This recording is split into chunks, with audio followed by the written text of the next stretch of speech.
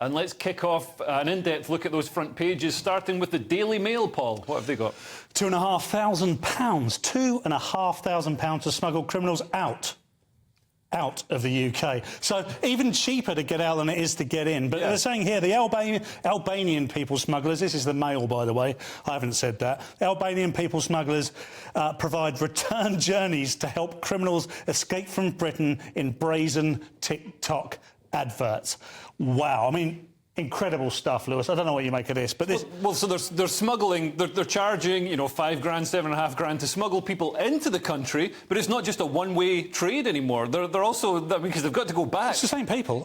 So they're taking people back once they've committed some crimes in the UK. I mean, to be honest, removing people from the UK is something, especially criminals, is something we really want the government to be doing. So the fact that these hard-working people traffickers are doing it for us for free, than just charging the criminals themselves. I hope they're getting their mental health breaks. Do you know what this sounds like? It sounds like that bridge over whatever it is to go into Wales.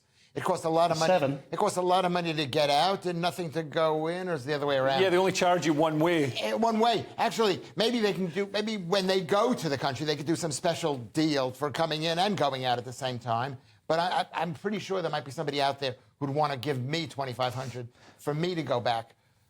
To America. Yeah, I mean that sounds pretty reasonable. But some of the crimes are very serious. I mean, we're talking murder, sexual assault, things like that. I mean, there's, all this joking around that we're doing, that's what we're paid to do, by the way, sorry. However, one thing I would say is this is incredibly serious.